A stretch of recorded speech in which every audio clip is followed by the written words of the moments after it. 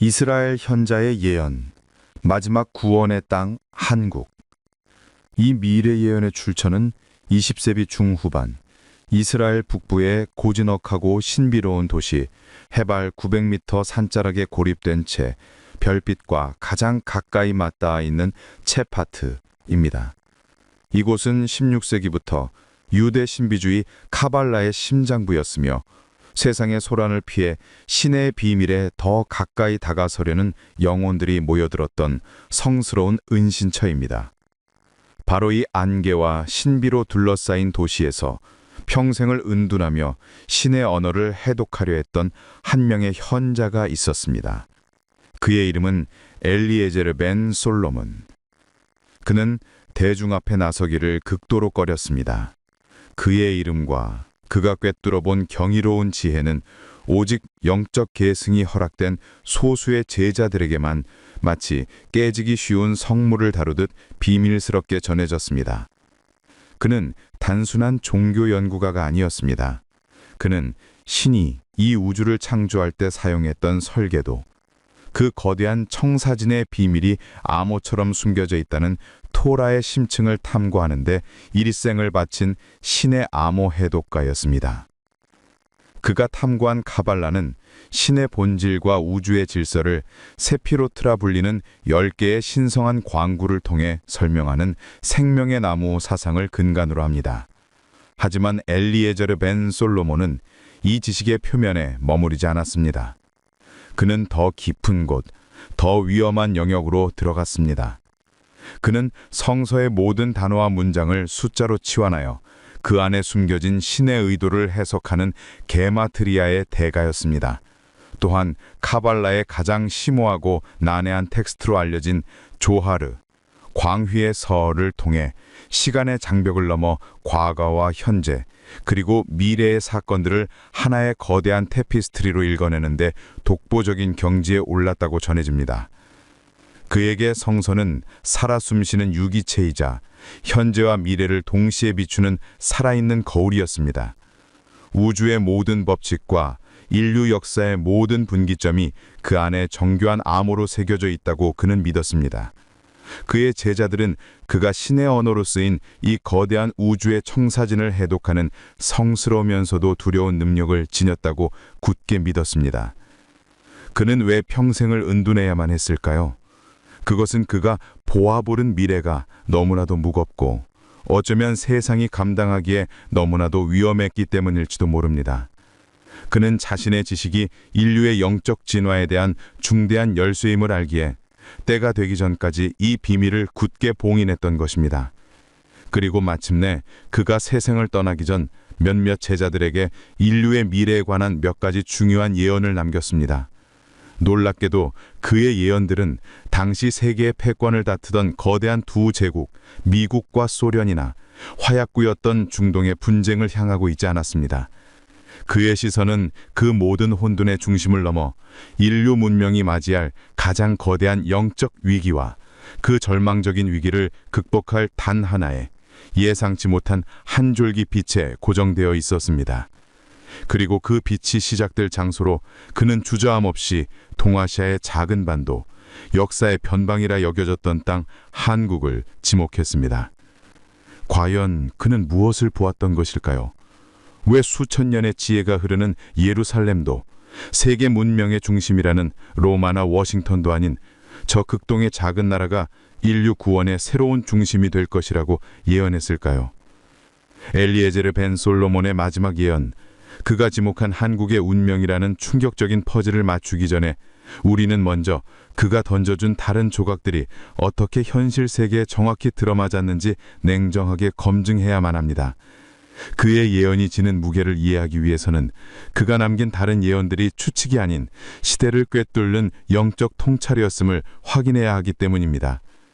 그의 제자들이 비밀리에 기록한 비망록에는 세상을 놀라게 했던 몇 가지 구체적인 예언들이 남아 있습니다. 가장 대표적인 것은 1980년대 초에 전 세계가 핵무장 경쟁을 하던 냉전의 절정기에 그가 남긴 기록입니다. 미증유의 군비 경쟁 속에서 인류는 상호 확증 파괴라는 끔찍한 단어에 의지하여 위태로운 평화를 유지하고 있었습니다. 거대한 곰과 독수리가 서로를 향해 발톱을 세우고 있지만 저들의 힘이 세상을 가르지는 못할 것이다. 머지않아 사람들의 손에 의해 세워진 거대한 장벽이 무너져 내릴 것이다. 그러나 똑똑히 보라. 그것은 총이나 탱크에 의해 무너지는 철의 장벽이 아니다. 그것은 수십 년간 인간의 마음속에 세워진 불신의 장벽이다. 그 차가운 불신의 담장이 인간의 뜨거운 열망에 의해 허물어질 때 이념의 노예였던 흩어졌던 형제들은 한 광장에서 다시 만나 얼싸안고 춤을 추게 될 것이다. 당시에는 누구도 상상하지 못한 이 예언은 1989년 9월 9일 베를린 장벽이 무너지는 감격적인 역사의 현장에서 정확하게 실현되었습니다. 그는 정치적 분석이나 군사적 예측을 한 것이 아니었습니다. 그는 자유를 향한 억압된 영혼의 에너지가 더 이상 견딜 수 없는 임계점에 도달했다는 것을 영적으로 감지했던 것입니다. 그는 철의 막이 걷히는 것이 아니라 인간의 영혼을 가두었던 막이 걷히는 것을 본 것입니다. 하지만 그의 통찰력을 더욱 소름 끼치게 증명하는 것은 바로 오늘날 우리가 살아가는 이 시대를 향한 두 번째 경고입니다.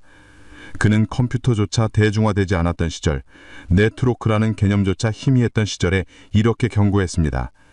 머지않아 세상을 촘촘히 덮은 보이지 않는 거미줄이 나타나 모든 사람의 집과 나아가 모든 사람의 손바닥 안으로 파고들 것이다.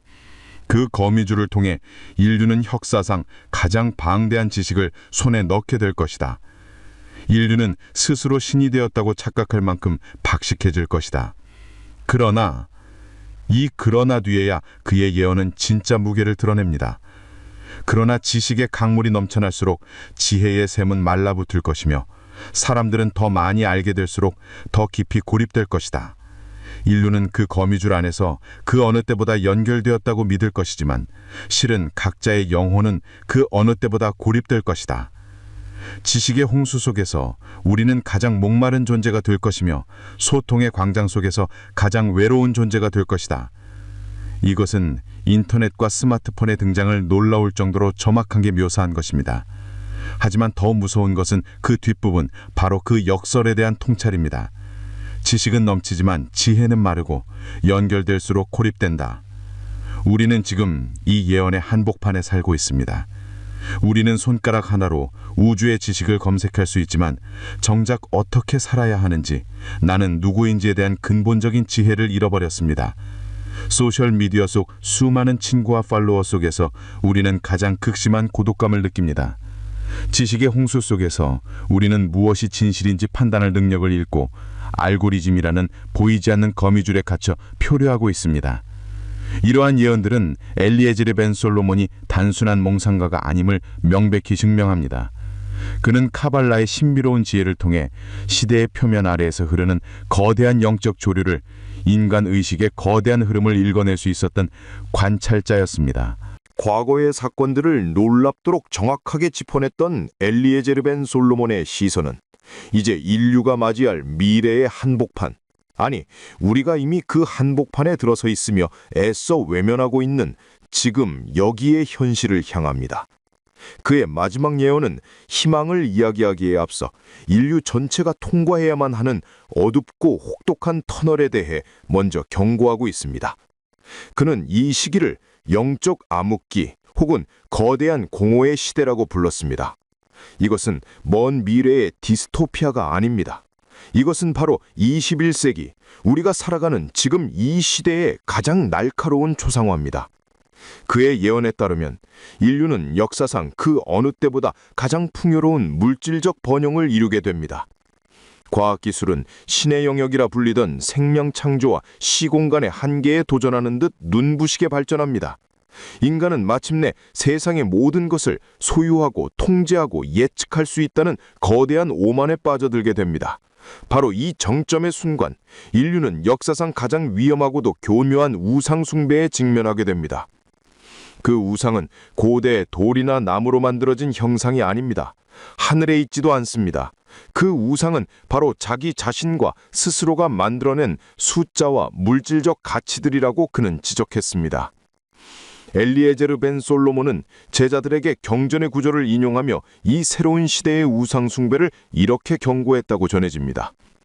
보라, 인류가 스스로 빚어낸 황금 송아지 앞에 엎드려 절하는 날이 오리니 그들의 눈은 황금의 광채에 멀고 그들의 귀는 진실의 속삭임을 듣지 못하리라.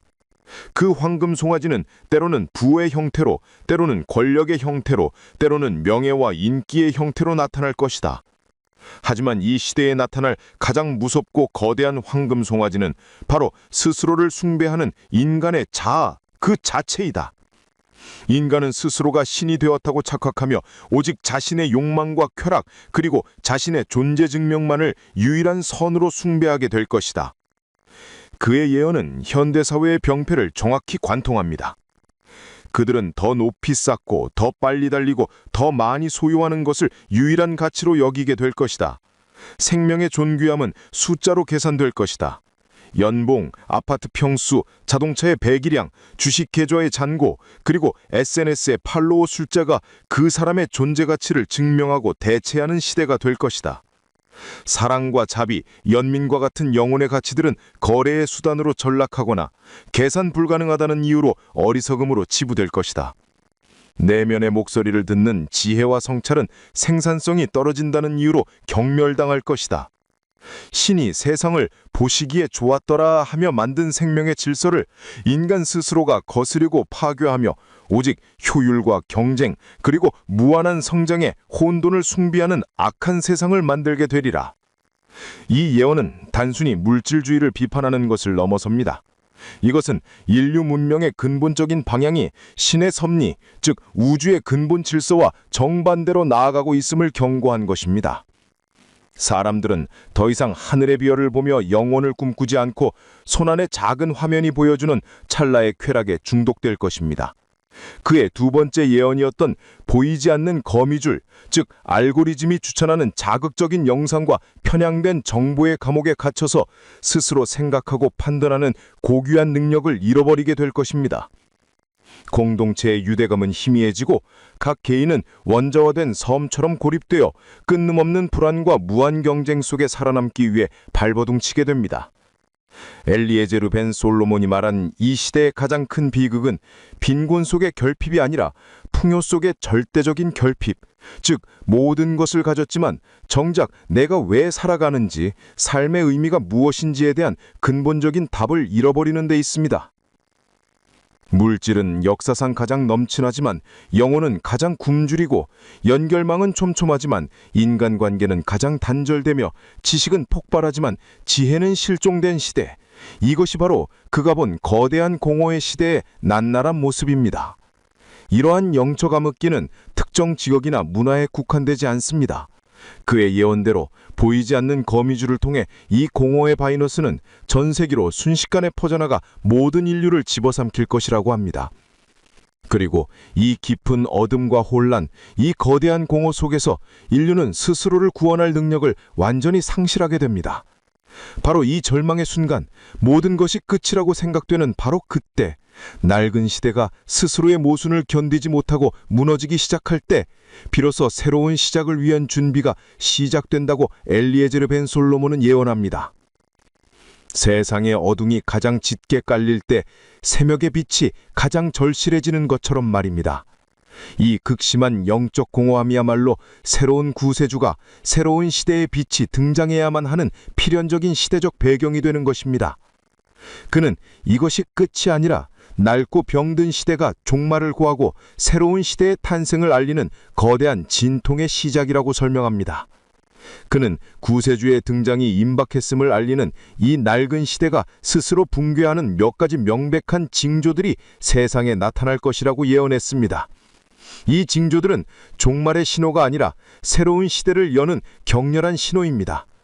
첫 번째 징조는 하늘의 물이 땅의 경계를 넘나들고 땅의 피가 강물처럼 흐르는 것입니다. 이는 국가와 민족, 이념과 종교 간의 갈등이 임계점을 넘어 폭발하는 것을 의미합니다. 과거의 방식으로는 더 이상 해결할 수 없는 증오와 대립이 세계 곳곳에서 터져나옵니다.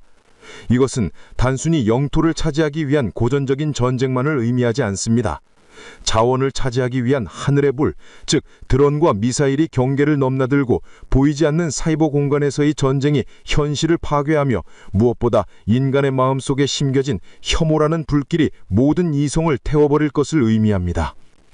땅의 피는 무고한 이들의 희생이며 이는 인류가 스스로의 분열을 감당하지 못해 흘리는 눈물입니다.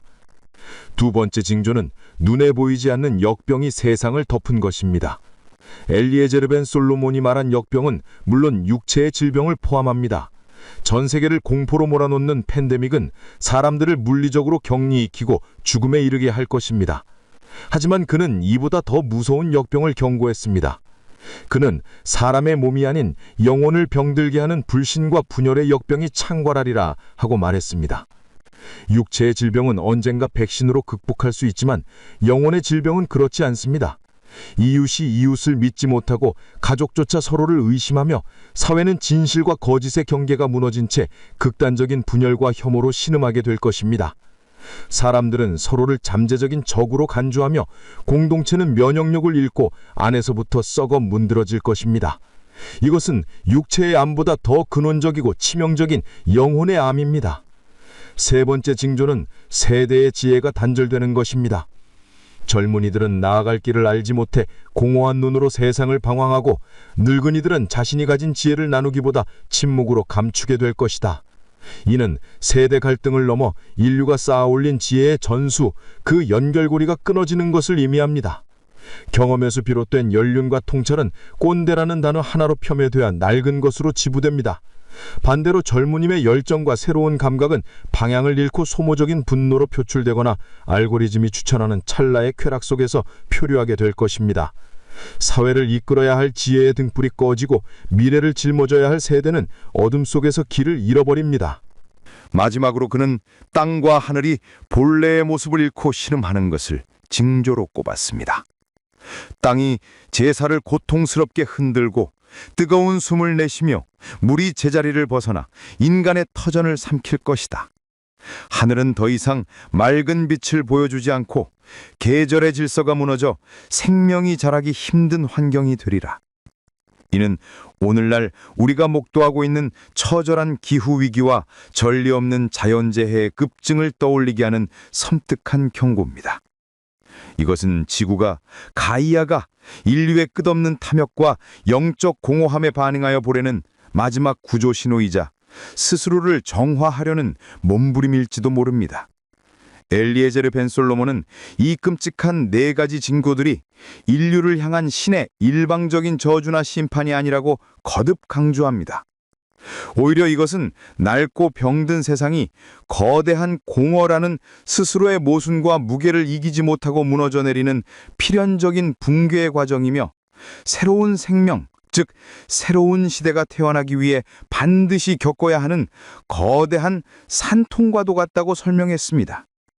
이 모든 혼돈과 고통, 절망의 정점에서 인류가 스스로의 힘으로는 더 이상 단 한 줄기의 희망도 찾지 못한다고 절망하는 바로 그 순간, 예언의 시선은 마침내 그 모든 혼돈의 중심에서 가장 멀리 떨어진 듯 보였던 동방의 한나라, 한국으로 향하게 됩니다. 모든 시선이 역사의 중심이었던 로마나 예루살렘, 혹은 당대의 패권 국가인 워싱턴이나 베이징을 향할 때 그의 손가락은 정반대편, 세계의 화약고이자 잊혀진 땅이라 불리던 동쪽의 작은 반도, 대한민국을 가리켰습니다. 그의 예언은 단호하고 명확했습니다. 세상의 낡은 질서가 무너진 잿더미 위에서 인류를 일으켜 세울 목자, 잃어버린 지혜의 길로 안내할 새로운 성인은 동방의 해가 가장 먼저 비추는 땅에서 나타나리라. 그는 권력자의 왕관을 쓰지 않고 부호의 황금을 탐하지 않으며 가장 평범한 사람들 속에서 고요히 빛을 드러낼 것이다. 그가 오는 땅은 오랜 고난으로 단련되고 깊은 슬픔으로 정화된 영혼의 터전 한이라 불리는 곳이다. 수많은 제자들이 이 대목에서 충격에 빠져 물었습니다. 왜 하필 그곳입니까, 라피어? 어찌하여 세계의 운명을 바꿀 인물이 인류 문명의 중심이 하는 저 극동에 분단되고 대립하는 상처받은 땅에서 나타나는 것입니까? 엘리에제르 벤 솔로몬의 대답은 정치학이나 경제학이 아닌 카발라의 심오한 세계관에 뿌리를 두고 있습니다. 그는 눈에 보이는 물질적 힘이 아닌 지리적인 위치와 민족의 영적 역사가 결합하여 수천 년간 응축되어 온 특별한 에너지에 대해 설명했습니다. 첫째, 한반도는 지정학적으로 영적 용광로, 영어로 Spiritual Crucible이라고 했습니다. 그에 따르면 한반도는 지구상에서 가장 거대한 힘들이 충돌하는 에너지의 특이점이라는 것입니다. 북쪽에서는 거대한 곰의 기운이, 서쪽에서는 잠에서 깨어난 용의 기운이, 동쪽에서는 떠오르는 태양의 기운이, 그리고 바다 건너에서는 거대한 독수리의 기운이 수백, 수천 년간 팽팽하게 맞서며 충돌하는 유일한 장소라는 것입니다. 그는 이 점을 영적 용광로라고 불렀습니다. 카발라의 원리에 따르면 가장 혹독하고 강력한 압력 속에서 가장 단단하고 순수한 다이아몬드가 탄생합니다. 가장 극심한 대립과 혼돈의 한복판에서 역설적으로 가장 위대한 조화의 에너지가 잉태될 수 있다는 것입니다. 가장 차가운 얼음 속에서 가장 뜨거운 불꽃이 잉태되는 우주의 역설입니다. 이곳은 힘의 균형점이자 새로운 질서가 나타날 수밖에 없는 영적 태풍의 눈이라는 것입니다. 둘째, 그리고 이것이 가장 중요하고 심오한 이유입니다. 그는 한국 민족이 겪어온 수천 년의 고난, 즉 한의 역사를 영적 관점에서 재해석했습니다. 그는 이 한이 서구의 영어로는 도저히 번역될 수 없는 한국 민족의 영혼에 각인된 독특한 에너지라고 했습니다. 세상 사람들은 이 한을 단순한 원망이나 슬픔, 분노 혹은 체념으로 오해합니다. 하지만 엘리에제르는 그 표면 아래 숨겨진 거대한 영적 자산을 보았습니다. 그는 이 한이 슬픔의 퇴적이 아니라 수천 년간 겪어온 억압과 고통을 내면으로 사귀고 승화시키려는 거대한 영적 몸부림의 결정체라고 했습니다. 수많은 외세의 침략과 내분, 가난, 그리고 역사상 가장 참혹한 동족상잔의 비극을 겪으면서도 결코 꺾이지 않고 그 모든 고통을 안으로 끌어안고 견뎌온 역사. 이것은 민족 전체의 영혼을 재련하는 거대한 연단, 연금의 과정이었다는 것입니다. 이 끔찍한 고통과 슬픔의 불길 속에서 한국인들의 영혼은 세상 그 어떤 민족보다 고통의 본질을 깊이 이해하게 되었습니다. 그리고 바로 여기에서 한의 위대한 영적 연금술이 일어납니다. 가장 깊은 고통을 겪어본 영혼만이 타인의 고통에 가장 깊이 공감할 수 있습니다. 엘리에제르는 이 한이 승화될 때 이 세상 그 어떤 에너지보다 강력한 정화의 에너지이자 궁극의 연민, 컴패션으로 바뀔 수 있다고 보았습니다. 이것이 바로 카발라에서 말하는 신의 가장 위대한 속성 중 하나인 체세드, 즉 자비의 완성된 형태라는 것입니다. 물질 문명의 정점에서 거대한 공허에 빠진 서구와 힘의 논리에 중독된 강대국들은 결코 가질 수 없는 것, 돈으로도 군사력으로도 얻을 수 없는 이 영적 자산이야말로 영적 암흑기를 끝내고 새로운 시대를 열 구세주가 필요로 하는 가장 핵심적인 자질이라고 그는 강조했습니다. 가장 고통받은 땅에서 가장 위대한 치유자가 태어나는 것, 이것이 그가 본 우주의 섭리였습니다. 그의 예언은 이제 바로 그 고난으로 정화된 땅에서 나타날 구원자의 구체적인 모습으로 이어집니다. 인류는 절망의 순간마다 구원자를 상상해왔습니다. 하늘을 가르는 초인적인 힘을 가진 영웅, 화려한 언변으로 대중을 사로잡는 혁명가 혹은 신성한 후광에 둘러싸여 기적을 행하는 종교 지도자를 말입니다.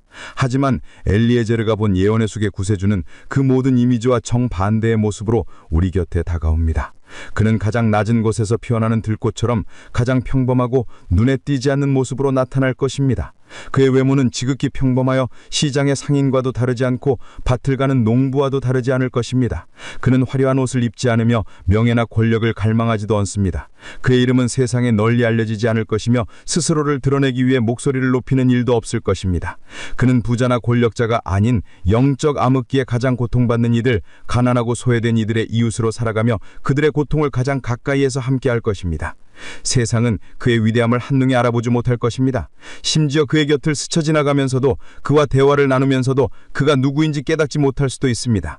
하지만 그의 내면은 세상 누구와도 비교할 수 없는 깊이와 빛을 담고 있습니다.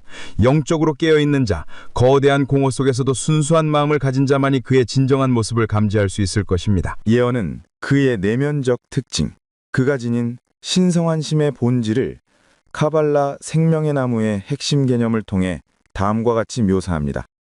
첫째, 그의 눈은 세상의 모든 슬픔을 담고 있는 바다와 같을 것입니다. 이것은 자비, 체세드입니다.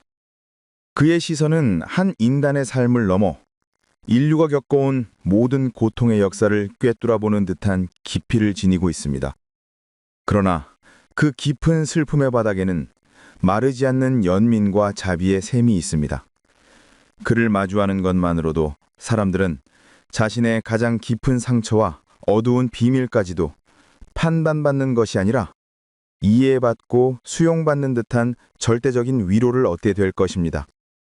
둘째, 그의 목소리는 침묵의 무게를 싣고 있습니다. 이것은 진실의 힘, 게브라입니다. 그는 말을 많이 하지 않지만 그가 내뱉는 모든 단어는 진실의 핵심을 꿰뚫는 힘을 가지고 있습니다. 그의 말 앞에서는 세상의 모든 거짓과 위선, 영적 암흑기가 만들어낸 허상들이 힘을 잃고 스스로 무너지게 됩니다. 그렇기에 거짓된 마음을 가진 자들, 허영과 욕망에 찬 자들은 세상의 모든 소음을 잠재우는 그의 침묵의 힘을 두려워하고 본능적으로 피하려 할 것입니다. 셋째, 그의 존재 자체는 완벽한 균형과 조화를 이룹니다. 이것은 아름다움, 티페레트입니다. 카발라 생명의 나무의 중심인 티페레트처럼 그는 모든 극단을 조화시키는 균형의 중심입니다. 그는 무한한 사랑, 체세들을 가졌지만 진리를 거스르는 불의에는 단호, 게브라를 잊지 않습니다. 그는 깊은 지혜를 가졌지만 어린아이의 질문에도 겸손하게 귀를 기울이는 이해의 마음을 잃지 않습니다. 그가 걷는 것만으로도, 그가 머무는 것만으로도 주변의 극단적인 에너지는 안정되고 분열된 것들은 하나로 모이며 사람들은 잊고 있던 자신의 선한 본성을 다시 발견하게 될 것입니다. 평범함 속에 이 위대함을 감춘 구세주. 그의 진정한 능력은 세상을 뒤엎는 물리적인 기적이 아닙니다. 인류의 분열된 의식을 치유하고 통합하는 데서 발현됩니다. 그의 가장 큰 능력은 현대 문명이 갈라놓은 모든 것, 즉 과학과 영성, 물질과 정신, 인간과 자연, 그리고 무엇보다 나와 너를 다시 하나로 연결하는 통합의 지혜입니다. 그렇다면 그의 궁극적인 역할은 무엇일까요? 그는 인류를 대신해 모든 문제를 해결해주는 해결사가 아닙니다. 그는 인류를 심판하는 심판관도 아니고 맹목적인 복종을 요구하는 교주도 아닐 것입니다. 그의 궁극적인 역할은 인류가 스스로를 구원할 수 있도록 길을 열어주는 안내자이자 촉매입니다. 카발라 용어로 이는 티쿤 올람, 즉 파괴된 세상의 복원을 의미합니다. 그는 세상을 구원하러 오는 것이 아니라 우리 각자의 내면에 잠들어 있는 구원자를 깨우러 오는 것입니다. 그는 모든 인간의 내면에 신의 불꽃이 숨겨져 있음을, 영적 암흑기의 먼지에 덮여 있을 뿐임을 일깨워 줄 것입니다. 각자가 그 불꽃을 되살려 세상의 어두움을 밝히는 작은 등불이 되도록 영감을 줄 것입니다. 그는 세상을 구원할 단 한 명의 영웅이 아니라 모든 인류가 구원의 주체가 되도록 만드는 위대한 첫 번째 불꽃이자 공명의 중심점이 되는 것입니다. 구세주가 한국 땅에 나타난다 하더라도 세상이 그를 알아보고 그의 메시지를 받아들일 준비가 되어 있지 않다면 그 위대한 구원의 빛은 어둠 속에서 홀로 빛나다 사라질지도 모릅니다. 영적 암흑기에 눈이 먼 인류가 그 빛을 알아보지 못하고 오히려 핍박할 수도 있습니다. 그렇다면 우리는 무엇을 해야 하는가? 이 예언은 정해진 미래를 수동적으로 기다리라는 운명론이 아닙니다. 이것은 우리에게 주어진 선택지이자 새로운 시대로 건너갈 수 있도록 우리에게 보낸 초대장입니다. 예언은 거창한 행동이나 맹목적인 믿음을 요구하지 않습니다. 대신 각자의 삶에서 실천해야 할 내면의 준비, 즉 새로운 시제를 여는 세계의 황금 열쇠에 대해 강조합니다. 엘리에제르는 이를 자신의 그릇을 준비하는 일에 비유했습니다. 새로운 시대의 맑은 물을 담기 위해서는 먼저 낡고 더러운 것들로 가득 찬 자신의 그릇을 비우고 깨끗이 닦아야 한다는 것입니다. 첫 번째 열쇠는 채우기보다 비우기를 연습하라입니다. 이는 거대한 공여 시대가 강요하는 끊는 물질적 욕망과 소유욕에서 벗어나는 것을 의미합니다. 더 많은 것을 가지려는 욕심, 더 높은 곳에 오르려는 명예욕, 타인에게 인정받고 싶어하는 과시욕을 의식적으로 내려놓는 훈련이 필요합니다. 마음의 공간이 이러한 헛된 것들로 가득 차 있는 한 진리의 지혜가 들어설 자리는 없기 때문입니다. 두 번째 열쇠는 자신의 삶을 진실 위에 세우라입니다. 이는 작게는 일상에서 스스로에게 거짓말을 하지 않는 것부터 크게는 사회의 불의를 보고 침묵하지 않는 용기까지 포함합니다. 스스로에게 정직하고 타인에게 진실하며 공동체 안에서 정의를 추구하는 삶의 태도가 곧 깨끗한 그릇의 바탕이 됩니다. 진실되지 못한 삶을 사는 사람은 구세주가 가져올 진리의 빛, 즉 게부라의 힘을 감당하지 못하고 스스로 어둠 속으로 숨어 들어갈 것입니다. 세 번째 열쇠는 니웃의 아픔을 돌아보라입니다. 구세주의 가장 핵심적인 성품이 세상의 고통을 끌어안는 깊은 자비, 체세드에 있는 것 듯이 그를 맞이하게 준비가 된 사람도 타인의 고통에 공감하는 마음을 가져야 합니다. 나의 성공과 안위만을 추구하는 이기적인 삶에서 벗어나 주변에 약하고 소외된 이들에게 대가 없는 친절과 도움을 베푸는 삶을 살아야 합니다. 이 연민의 마음이야말로 영혼의 연호를 이해할 수 있는 유일한 귀가 될 것입니다. 결론적으로 엘리에제르 벤 솔로몬의 예언은 우리에게 두려움이나 공포를 주기 위함이 아닙니다. 세상에 나타날 징조들은 끝을 알리는 신호가 아니라 새로운 시작을 위한 진통의 소리입니다.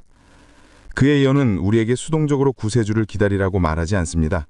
오히려 우리 각자가 자신의 삶에서 작은 구원을 실천함으로써 위대한 구원의 시대를 맞이할 준비를 하라고 촉구하는 가장 강력한 희망의 메시지입니다.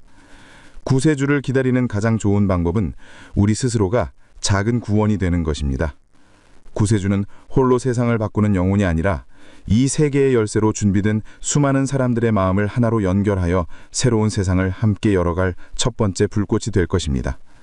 그의 예언이 실현될지 언제 어떻게 이루어질지는 아무도 알 수 없습니다.